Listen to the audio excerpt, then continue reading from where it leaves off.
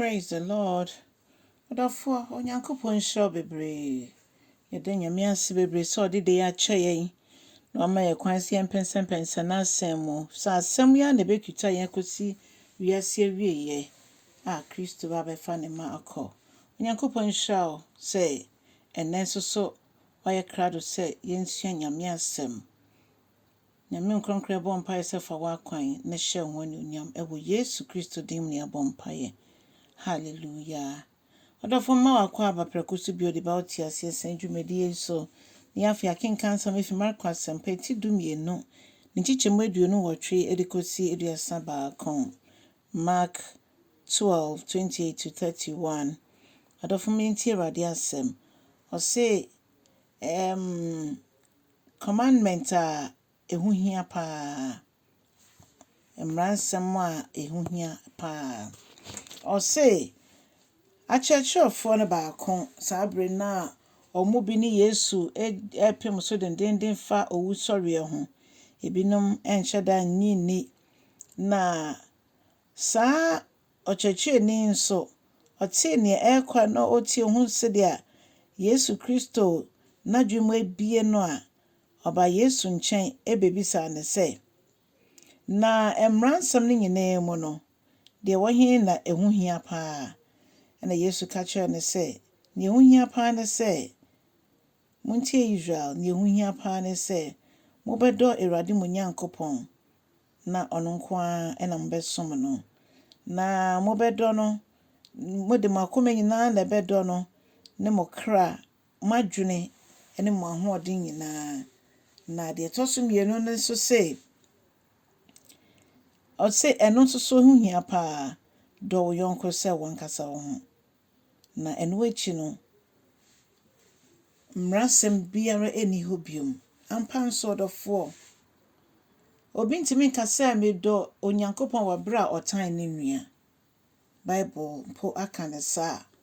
Ɛno nti no etwa sɛ yɛdɔ Awurade a yɛdi nka de yakoma agye n'asɛm no asɛm no siesie yɛn. Na afi yɛadwendwene ho wɔ yɛadwene mu na afi yɛde anyɛn ɔkra no nso na afi yɛde ahoɔden nso ayɛ deɛ ɔno Nyame afrɛ yɛn sɛ yɛmmra mbɛyɛ.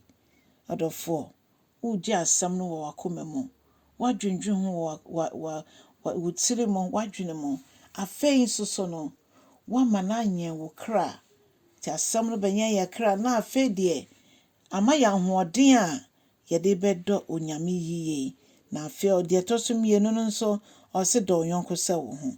Mentimi nka sɛ sɛ 1 Corinthians 13 ka kyerɛ yɛn no sɛ yɛde nipa na abɔfoɔ tɛkyama kasa ne yɛ ni dɔ a yɛnsɛ hwee.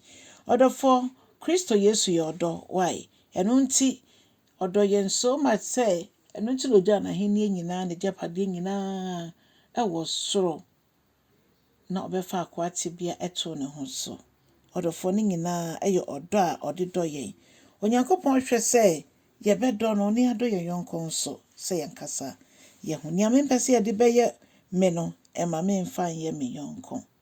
Afei yɛhu ne sɛ Yesu Kristo ɔyɛ nyansaboa akwa sɛ yɛde yɛn ho to ne so a ɔbɛma yɛn nso yɛnya saa nyansa ne bi sɛ obi bisa na asɛm a akwankyerɛ a Onyankopɔn de ma no ma otimi de ma mmoa ne ana yɛ wɔnwa sɛ yɛ gyidifoɔ mpɛ bebre ne efi yɛ no mu ba no ebia na entwa yie yɛkasa yɛ mu yɛkasa no mpo nyɛ dɛ yɛnka nkyerɛ Awurade sɛ ɔno ansiesie yɛkasa yɛ yɛma n'asɛm no endi akotene ɛwɔ bibi a yɛyɛ mu ama yɛamfefi anka n'ani onyam din no. Na ɔdɔfoɔ yɛhu ne sɛ yɛntimi mfa adɔyɛ nko a ɛnkɔ heaven. Yɛyɛ adɔyɛ no ne yɛfa Yesu nso so sɛ Awurade ne kra gye nkwa. Ɛne yɛntimi nso nka sɛ yɛdɔ Onyankopɔn wɔ bere a yɛtan yɛ nua. Ɛsɛ sɛ ne mmienu no nyinaa ɛnante bom. Nti sɛ mpakyɛw mfa Yesu abɔmmɔden na fa wo ho ma Kristo why na adɔyɛ bi a woyɛ bi a ɔbɛboa ma wetumi ayɛ no ma wetumi ayɛ no kɛseɛ na ɛno nso nhyira ɛwɔ mu. Onyankopɔn dom boa yɛn na ɔno ankasa mmoa yɛn yɛntimi nyina sɛ akronkronfo a yɛtwɛn ne mma yɛ kwan. Nyame nkronkron boa yɛn dɔ yɛ yɔnko yɛn dɔ yɛ nuanom na yɛndɔ wo nso. Yɛndi w'ahyɛdeɛ so sɛdeɛ ɛbɛyɛ wɔ ni onya bɛyɛ kɛseɛ ɛwɔ anamonto a yɛtu mu. Nhyira nka wo din. Ɛnɛ da nso yɛsan de hyɛ wo nsa sɛ tutu yɛ anamɔ ɛma yɛn na ma ɛnsi yɛn yie ɛwɔ Yesu Kristo din mu. Amen.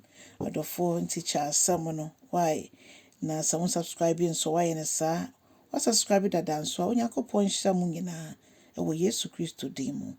Amen.